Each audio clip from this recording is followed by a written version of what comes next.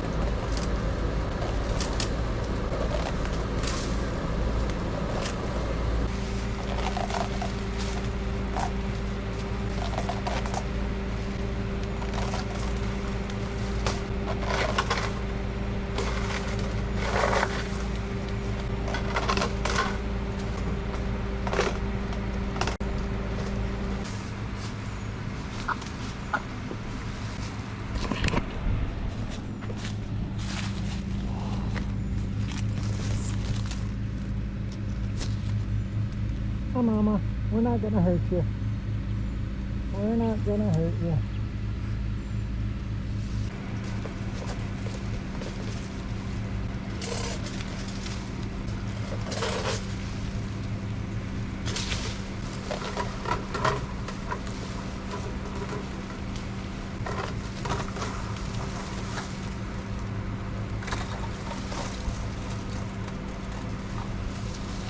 Alright, that takes care of the vines and doesn't mess with our little duck friends.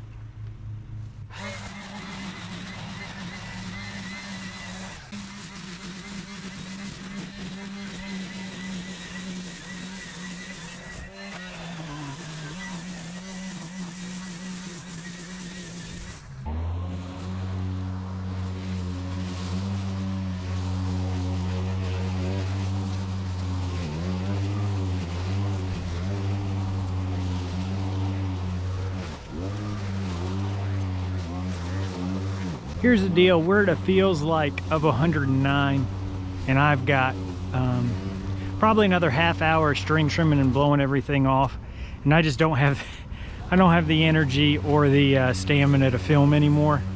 I know pretty well about when I'm reaching heat exhaustion, heat stroke levels, and I think so far I've been working about an hour and a half and only had about 15 minutes worth of breaks, and it's just too hot to do that. So I just got done with a 10-minute break, and what you're watching right now is the end of me mowing that little section, which worked a lot better than string trimming. But now all I really have left, I've got to go, you know, all the way around and string trim all the little stuff I missed, and this side right here. So there's not really anything great. You're not going to miss any, you know, real juicy string trimming. It's just that patch and that patch and that patch, and like I said, I just don't have the stamina to film it. So you hang tight and let me take care of that, and you will see me in just a few seconds for the final walkthrough. You're back with me. So here's our finished pond. Again, we are just trying to take care of that city complaint. So construction debris is not in our purview. Edging, making everything look perfect is not our job today. We're just trying to resolve that that complaint violation about the tall grass. The retention pond is going to be something separate.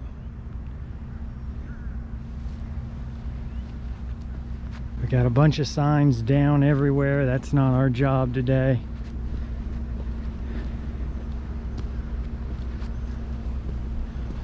You can see we've got quite a few oaks over the parking lot.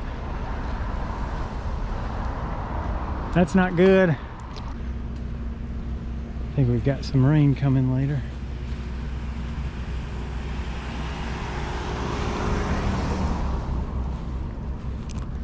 These oaks need to be limbed up real high.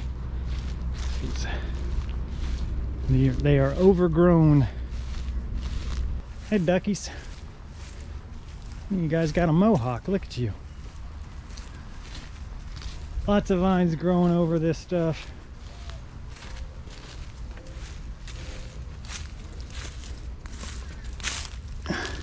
Hi.